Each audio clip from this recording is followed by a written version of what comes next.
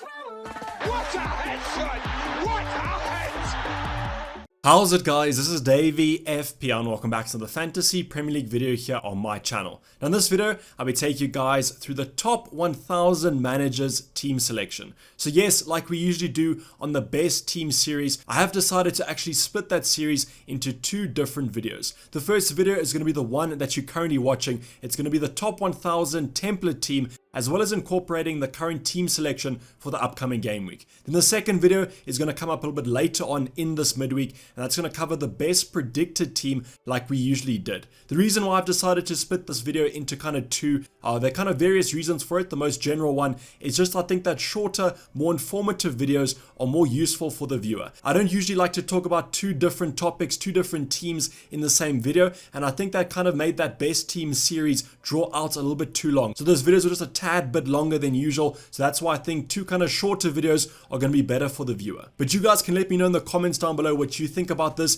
Do you want a longer video, one singular longer video, or don't you really mind having two split videos? I always take your guys' feedback quite seriously, so drop it in the comments down below and let me know your thoughts. The second reason is to do with timing. So with the best predicted team, as you guys know, I use the Fantasy Football Fix algorithm to create kind of a predicted points metric for the best team going into that upcoming game week. So I want to kind of give the algorithm as much time as possible to put those complex equations in the background, get a solution for those answers, and then also kind of things change between the midweek. Injury news comes up, we have press conference news where maybe a selected player is expected to start. All these things kind of affect the expected minutes of every player in the Premier League, and that's why I think creating the best predicted team a little bit later on in the midweek is going to be more useful, as it will allow you guys to get the most up-to-date team as possible. So as I said, in this specific video, we're only going to be focusing on the top 1000 team, and what this series is going to be quite useful for is for you guys to create a little bit of a comparison, do an analysis of your own team compared to the top 1000 managers. If you're in the top 1000, well done, can click off this video. You can just kind of look at your own team selection. Don't really have to look at the top 1000 template as you're already in it.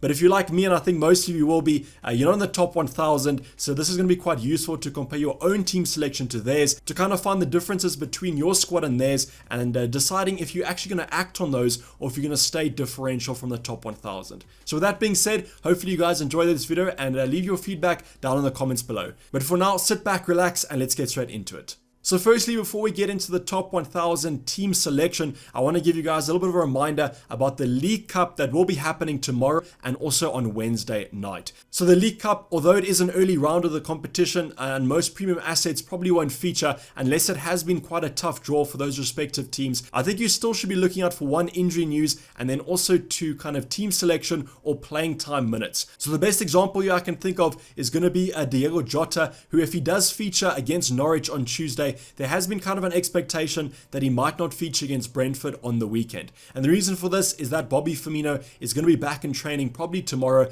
and this is going to give us a good indication of how quickly they expect Firmino to recover from this injury that he's had. So there's not much that you guys should be focusing on with the League Cup. Just make sure that you are looking at the injury news and also the playing time so that you can make the most informed FPL decision for this upcoming game week 6 that you can. But now going on to the top 1000 template team, and what I've kind of done is I've split this team into one, the ownership, and then two, we're going to be looking at the team selection after my expected transfers that I think the top 1000 managers will be making. So going over the kind of ownership stats, this is going to be useful to see how many of those top 1000 managers actually own these options, to see how maybe important it is for you guys to cover these assets if you don't own them. So starting off with the bench, as that's the most boring thing to start off with, the one player I'm going to be focusing on is going to be Begovic from Everton. So while his ownership is quite low in the top 1000 teams, the one thing that is actually interesting for me is that he managed to start on the weekend for Everton. And the reason that he did start is that Jordan Pickford is currently out with an injury that's expected to keep him out for about 2 to 3 weeks. So Begovic, coming in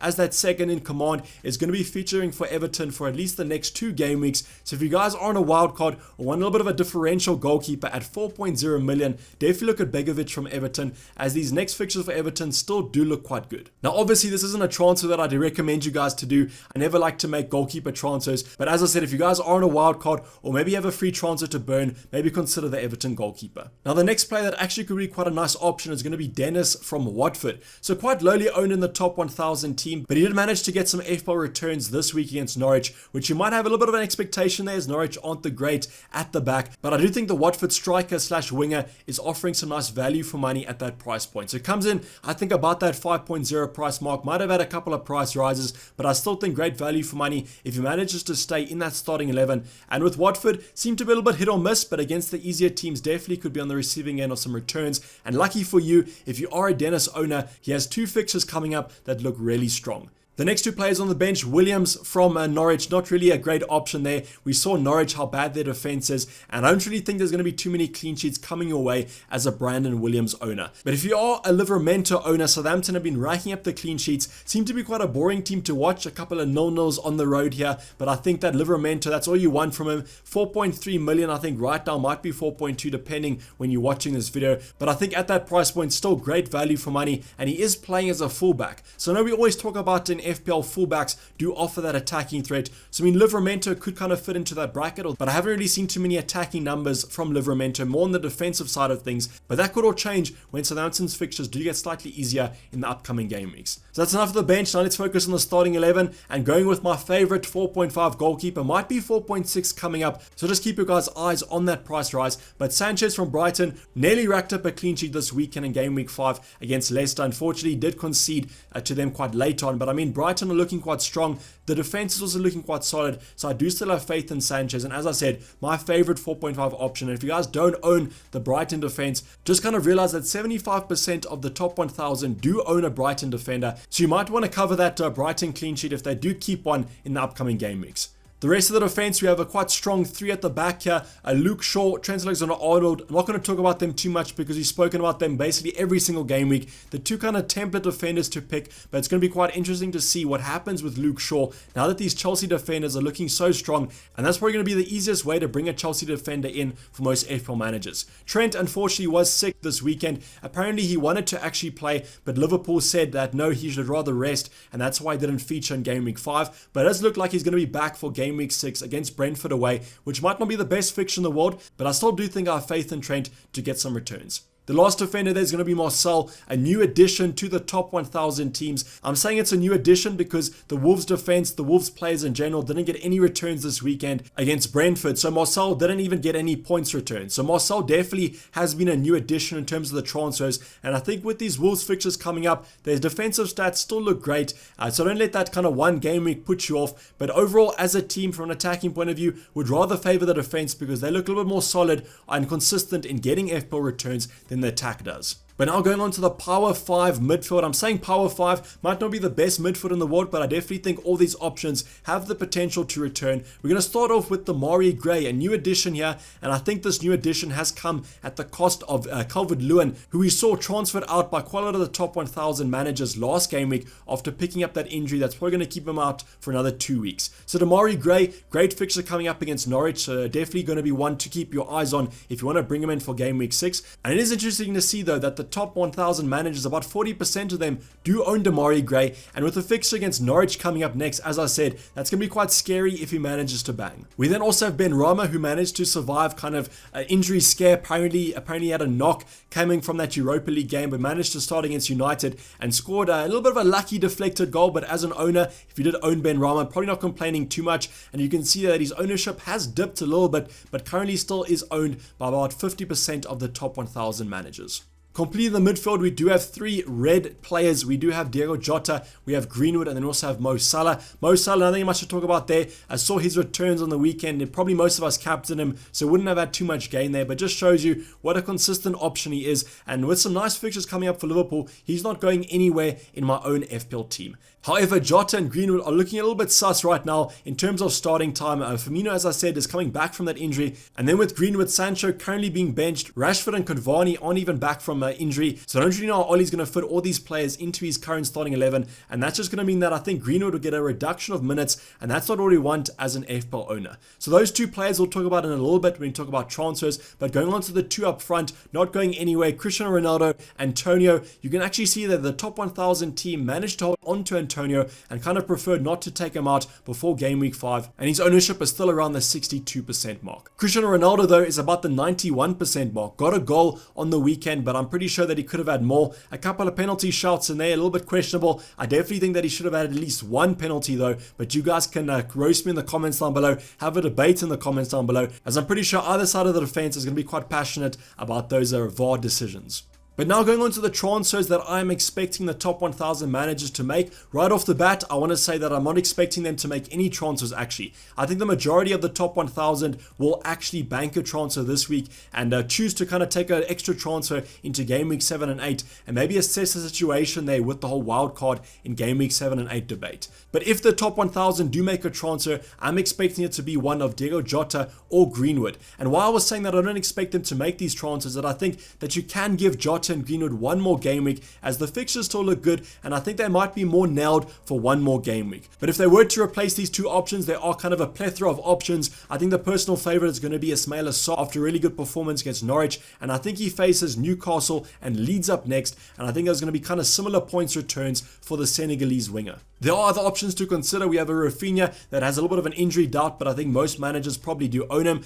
And there might be some other options like a Demarai Gray. If you don't own the Everton winger, looks like a great kind of 1 week punt to go for if you are also wildcarding. So in terms of the transfers, I'm not expecting too many, but if they do make transfers, I think it's going to be Greenwood and Jota out for maybe one of the Ismaila Sarr or Demarai Gray. But now going on to the top 1,000 team selection, as I said earlier on, I'm not expecting any transfers, so I've kept the exact same starting 11 that I had for the ownership stats. Actually, in game week 5, Dennis was replaced by Antonio because obviously Antonio was kind of suspended, but I have removed him because I think most managers will play Antonio against a Leeds side that haven't looked great defensively. Starting off in goal, I think this is a great kind of fixture for Brighton. Showed defensively that they are quite solid, and I think Sanchez should hopefully rack up a couple of save points here.